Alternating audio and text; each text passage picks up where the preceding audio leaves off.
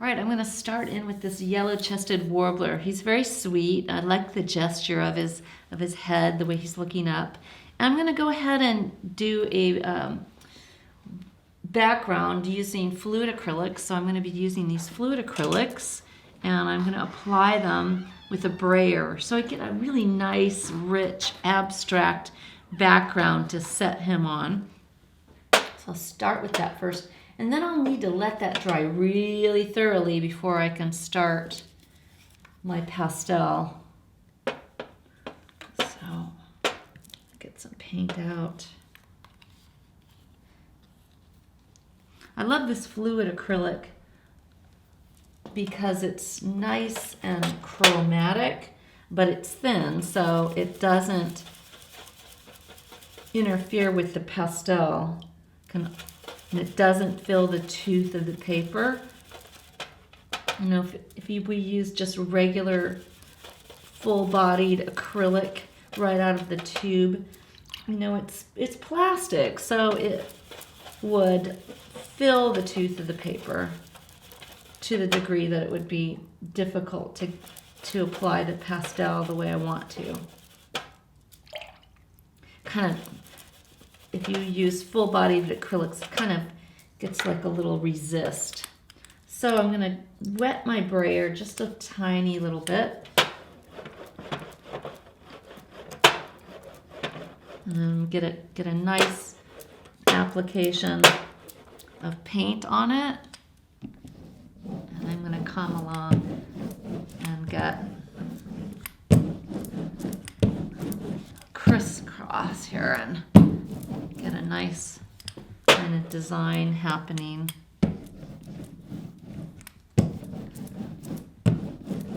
And that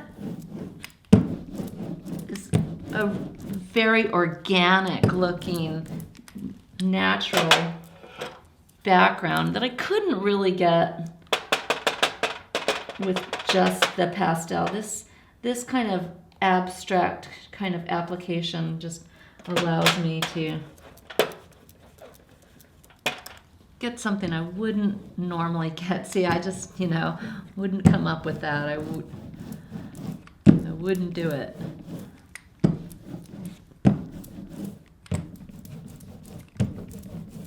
That's neat.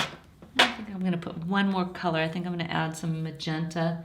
So I used phthalo blue, dioxide purple, and now I'm using, actually it's quinacridone violet.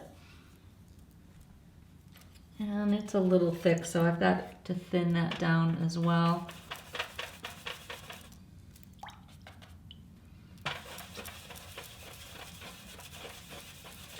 This paint is a lot thinner than the full-bodied acrylics. You can buy tubes or actually this kind of golden acrylic. This is high flow. There's also fluid acrylics that'll actually say for airbrush on here, and those work really well too. And those are those are thinner than what I've got here. Oh, that's nice. Cool. I'm gonna leave that kind of like with just that residue from the brayer. So, because I think that's kind of interesting. Now, if I want, I can do a couple things here.